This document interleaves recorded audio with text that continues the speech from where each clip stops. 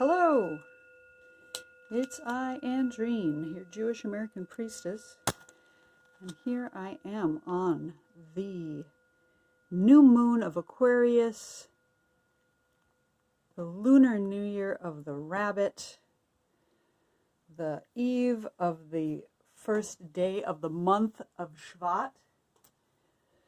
We're going to do a full Hebrew cast today. I'm going to take my bag of runes and shuffle them up and ask the question, what is this new moon, this new lunar year, this new month have in store for everyone who finds this reading today? I'm going to cast down the entire set and we're going to read as it comes.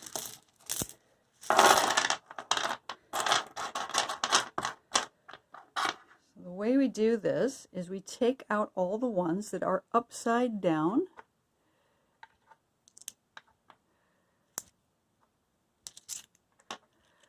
Toss them back in the bag. That gives us a limited number of letters to read so that we're not having to spend all day on this, although that's fun also. That is the blank, so we keep that one. And the rest are going to, thank you, Shekhinah. That is my chime that rings periodically randomly to remind me that the indwelling presence is here with us. I love it when that happens right at the beginning of a reading. Okay, so here we have all of our letters. I'm going to turn them so that they are facing upright, making it a little less complicated to read right now. And this is how we're going to go. So first off, we have the central issue, which I'm going to go with right here, Kuf, right in the center, because this is how I read it. So I look at the whole reading and I determine where the central path line is and which is the letter that's right in the middle, which seems like it's the central issue.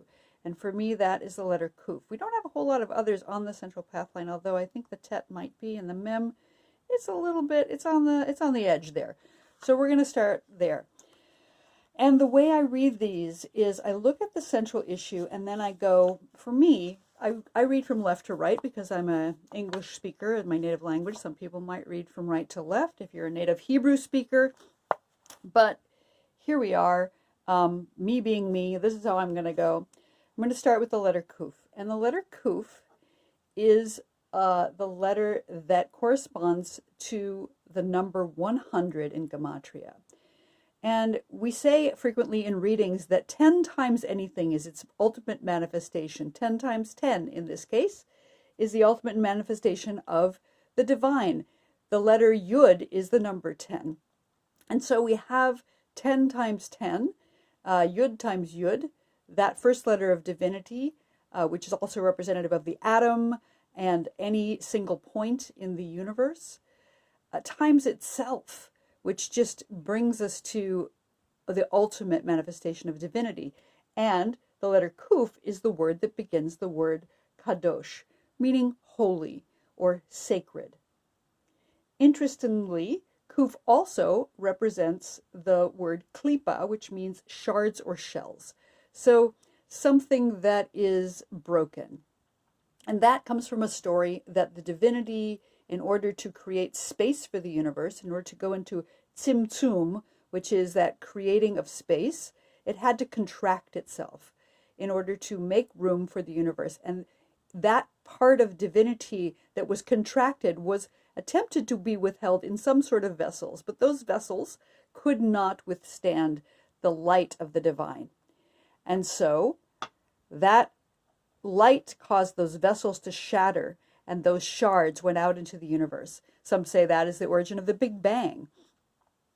So we have the universe full of the light of the divine, which is beautiful and wonderful, but also the shards of those vessels, which may be the thing that causes pain or suffering in the universe.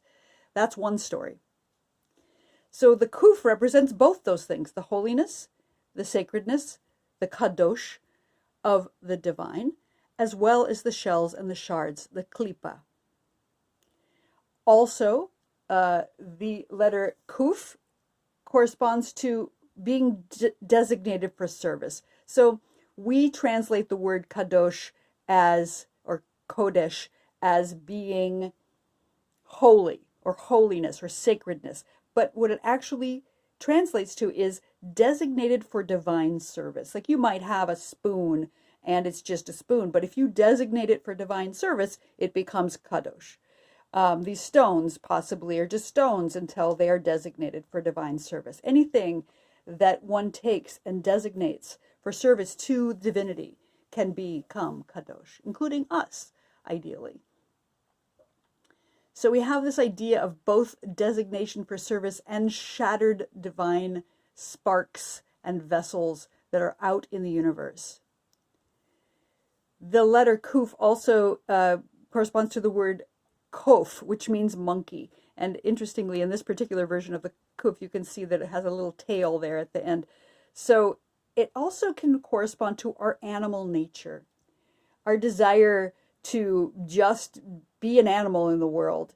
And so there's this conflict, maybe this contradiction between our animal nature and our sacred divine selves. I don't know if it's a conflict, but we have to reconcile how do we move in the world as actual literal animals and still hold on to our designation for service. The 100 of the kuf also corresponds to the fact that Avraham, our patriarch back in the day, was 100 years old when Yitzhak, his son, was born. And so there's something about that longevity, that waiting, that culmination of the 10. So they say there are 10 trials of Avraham, the greatest of which was possibly being childless. Or, he did have a child with Sarah's handmaid Hagar, Ishmael, who was sent away, and because he was promised that his son would come through Sarah. And so at 100 years old, that promise was fulfilled. We also have lots of other tens in the Torah. We have the 10 Commandments, of course, and the 10 Sefirot, which are the divine emanations of divinity, which show up as the tree of life in Kabbalah. And so if you take those 10 Commandments that are sort of constrictions, and the 10 Sefirot, which are sort of expansions, and you multiply them together, we come to Kuf, the sacred. In my understanding of how the Hebrunes correspond to traditional tarot cards, I see the Kuf as the magician, because it is about intention, resourcefulness, and will, making a choice to become designated for service. And so our central issue here is about sacredness, about balancing our animal nature with our sacredness, our holiness in the world. So then we're going to go to the left of our reading, and in our left side we have above and below the central line. So to the left, I'm saying this is the past, and then this is the future. This above are things that can assist us, and things below are maybe fears or conflicts or challenges that we're facing. And so what I'm seeing in the past here, the farthest to the left, is the letter Hey on the lowest part. And Hey is the letter that begins the word Hineni, which means here I am. You can see it looks like this. Hineni is the answer that one gives when they are called by the divine. Each of the major players in the Torah were called by the divine, and they answered Hineni, here I am, ready and prepared and available for service. And so we have this idea of presence, preparedness, availability for service, and it is way in the past and way down low in our reading. It's the lowest letter in our reading. So I'm guessing that in the past, there has been some challenge or fear of showing up. There's maybe been a concern about not being ready, not being available for service. That perhaps in the past there has been rejection of that sacredness, that perhaps we did not feel that presence, that we did not feel we were ready to be available for service. And that happened in the past, and it happened either there, again, a fear or a challenge in showing up. But here we are in the present, being called again, being called to that divine service, being called to sacredness. So, time to step up here. Also in the past, I'm seeing the letter mem, and the letter mem is one of the mother letters of creation. It is the mother letter of a creation element of water. And it is representative of Mayim Chaim, which means the waters of life. It's about transformation and cleansing. And it's about mikvah. Mikvah is another word that begins with mem, and it means ritual bath. So that ritual cleansing, taking oneself into the cleansing waters and becoming clean of whatever it is that has sullied us in our daily lives, whether it be literal dirt or something spiritual. And again, it is a little bit lower on the path line. So I'm guessing that sometime in the more recent past, there has been a challenge with becoming clean, coming clean here, transforming and becoming cleansed through those waters. It also is a representative of a womb. It's the number 40 in Gematria, so it corresponds to the 40 weeks of gestation in the human body. And so we have this gestation period that came before, and maybe that's been challenging, that there's been this moment where we've needed to gestate something and transform, give birth to something new in the world. And that's frankly always a challenge. As a person who's given birth, I understand that that can be challenging and frightening as well. So that's come right before here. This idea of transformation, cleansing, gestation, and birth has come before our present moment. And up above here, we have the blank. And I always keep a blank in my set of Hebrunes because it is important for me to acknowledge that before any creation existed, we had the nothingness, the Ein Sof, we call it. It means that without end, Ein Sof. And it speaks to boundlessness and the void, the tohu vavohu, which is the emptiness and blankness that existed before creation, timelessness. This primordial chaos, Tehom, which is also known as the deep. And it also seems to correspond with water. Oftentimes it's imagined as water, but it's like pre-water. It's like the stuff out of which water was made. It is this idea that before time, there was only oneness, that all of existence and matter and time is fashioned from that oneness. Like I said, with the contraction of the one to make space for creation. This is the before time. And that time before time and also after time speaks to eternity. Because all things were and are and will be oneness again.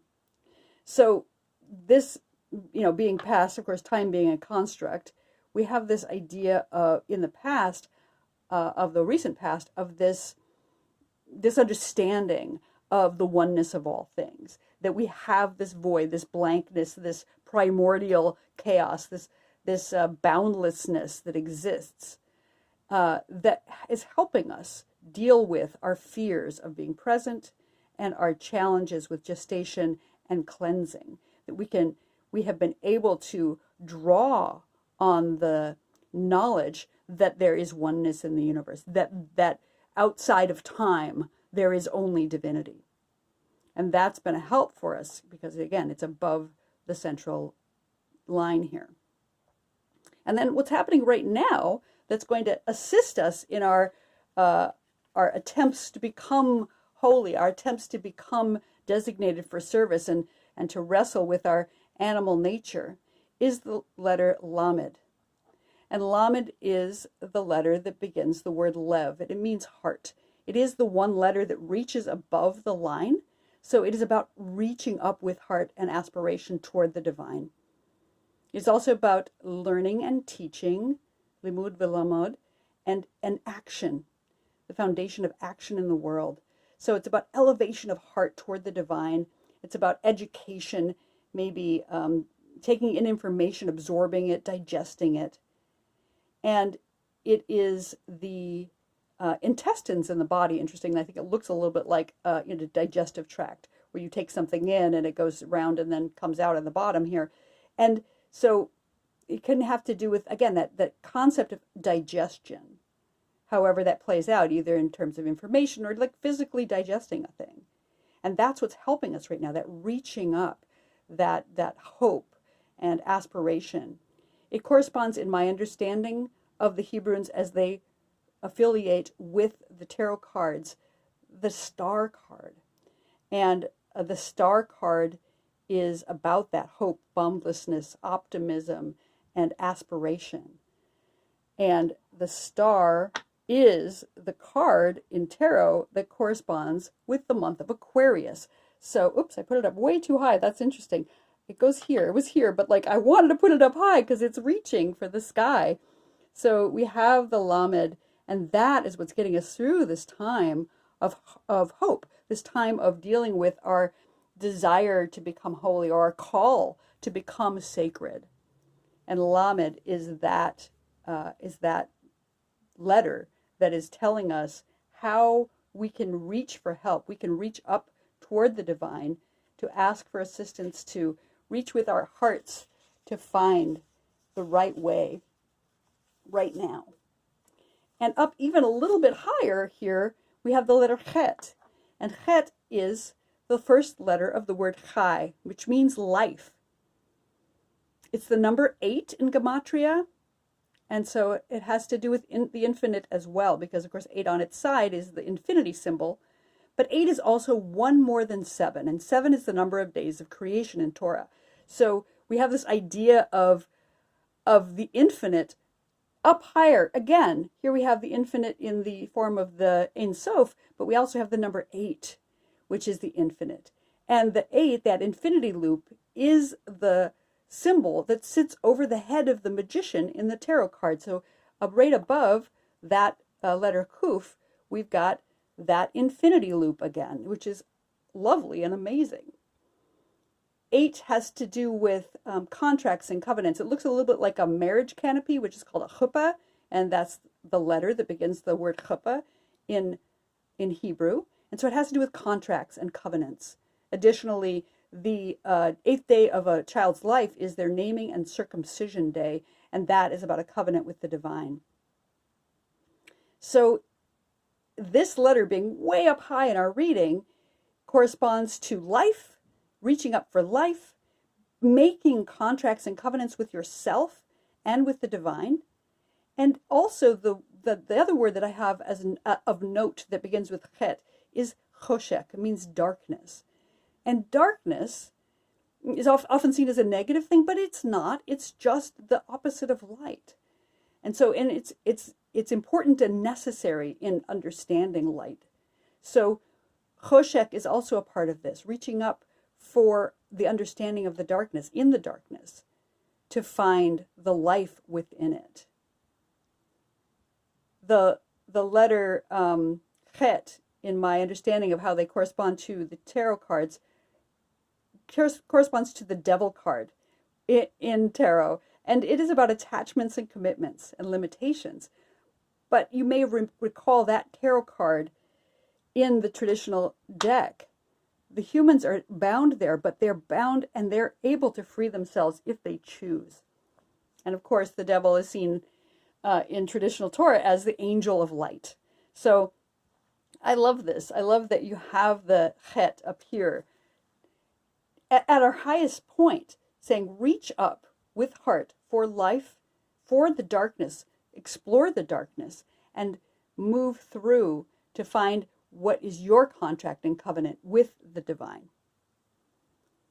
And right down below that, all the way down to the bottom here, we have another slightly in the future fear that we've got going on, and it is the letter Dalet.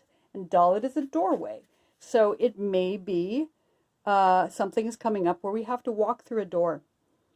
We have to walk through this gate, whatever this is, with humility. The word dal in Hebrew means poor, so it does speak to humility, and it is the binary foundation or transformation between wisdom and foolishness. So we have a concern here. Are we going to be wise? Are we going to be foolish? Are we going to make the right choices? Are we going to walk through that doorway with humility, be able to walk through and say, I deserve to walk through this doorway? It's about the threshold. And it is about the 4 seasons. It's the number 4, so it has to do with the 4 seasons. Again, that transformation between each season, the directions, coming to a crossroads and choosing what direction we're moving. The 4 elements as well. All things 4. And the 4 names, 4 letters of the name of the divine also correspond in the letter Dalet. So we have this, and it's on the lower line, so I'm guessing that it has to do with a fear or a challenge about that, walking through that door. That doorway could also be the birth canal through which whatever we're gestating over here shows up. And the next letter, just slightly up to the right, is the letter Beit. And the letter Beit is about a home. It's about where we live. Where do we dwell? Is it our body? Is it the world? Is it our physical house? Whatever it is, it's the soul dwelling place. It's the first letter of Torah, Bereshit, in the beginning. And it has to do with rest, because it's corresponding, it rules over the day of Shabbat. So something coming up here, maybe a concern or challenges with resting, maybe some insomnia, maybe not being able to get to bed early enough so you get adequate sleep. That's here too, right a little bit in the future and a little bit low. We've got a fear and a concern.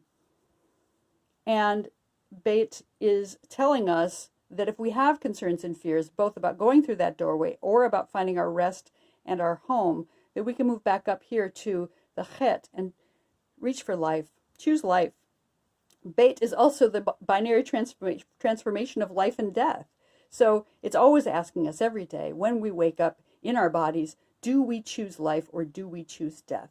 Well, the answer is clear, because up here we have the Chet saying, Chai, choose life. Choose to have a contract with the divine. And that will bring us to our final letter in the reading, and it is the letter Tet. And the letter Tet is the 9th letter of the Hebrew alphabet, so it corresponds to the 9 months of gestation in the human bodies. We have another birth here. We have another womb, another gestation that we're working through. It is a vessel. You can see it looks like a cup or a basket, and it is the first letter of the word Tov, which means good. So it has to do with something good within, like a gestation space. So we have a womb coming up, some kind of thing that is containing goodness. And it's on our path line, so we know that we have this pregnancy, this time where we're going to be renewing. Something is going to be born here. It sometimes is said to look like a snake or a coil in a basket, like a snake that sheds its skin. So something new is coming out. And in my understanding, it corresponds with the Empress card in the traditional tarot. So it's about fecundity, creativity, nurturing, and the maternal. So that's what we have to look forward to, is this gestation, this birth perhaps, certainly a new thing coming into our lives, some transformation. So as we look at this whole reading together, we've got this calling to become holy, to become whole, and to reach up with heart toward the divine, that we've had some time of the eternal in the past, some understanding that has helped us toward this knowledge that all is one, that before time and after time we come back to oneness. And even though we've had some challenges with gestation and some challenges with presence, it's time, again, the Shekhinah is here. It's time to reach up with heart and reach toward life. Reach toward those covenants and contracts that we need to make with ourselves, with divinity. If we have a concern about walking through that door or coming through that birth canal, we can reach up for life. if we have challenges with getting adequate rest and finding our place, our home in the world, again, reach up for life. If we have difficulty deciding, do we choose life or did we choose death today? Choose life. It says right here, the chet, chai. And that will bring us to this gestation time, this time of a new birth coming into the world. So for those of you who are here today to watch this, I appreciate your presence. If you like this reading, please like and subscribe. I have coming up soon, I'm preparing a book to teach folks how to read the Hebrunes. If you're interested, please drop me a message and I'll put you on the list of folks who will want to know. And we'll see you soon. Have a beautiful New Year of the Rabbit, Chodesh Tov, for the month of Shvat, and happy new moon in Aquarius.